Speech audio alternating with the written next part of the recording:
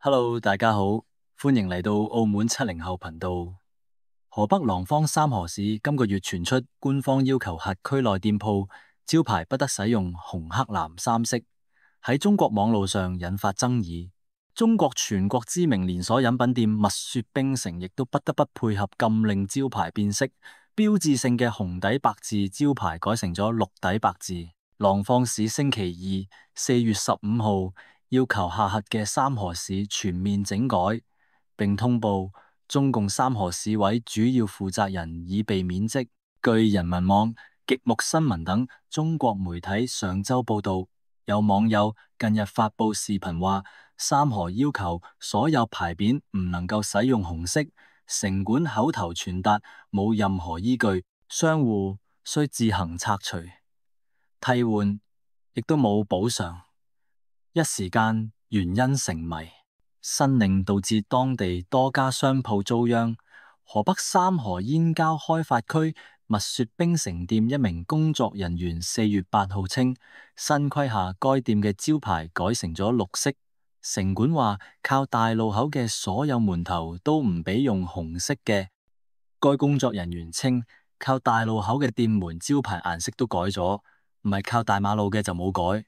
三河市城管部門回應話，禁用紅色、藍色、黑色底色嘅門頭牌匾係市政府城市規劃嘅要求。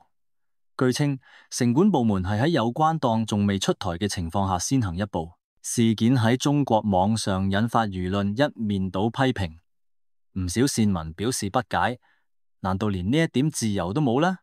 招牌各美其美先至係人間煙火。有網友質問，商家被逼換招牌嘅損失邊個嚟賠？睇一個地方經商環境好唔好呢？就睇店鋪門頭。門頭千篇一律嘅地方，投資需謹慎。呢個唔係規劃，係審美同智慧嘅雙重失敗。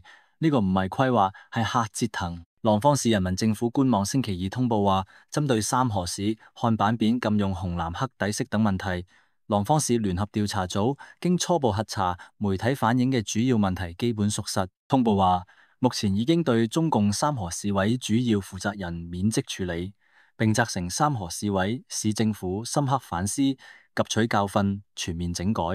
下一步將根據調查結果，對相關責任人追責問責。通報強調，當局同時將健全長效機制，對侵害群眾利益、破壞營商環境嘅行為零容忍，堅決維護經營主體同埋民眾合法權益。對於呢件事，你又點睇呢？今次講到呢度，下次再同大家分享。多謝各位。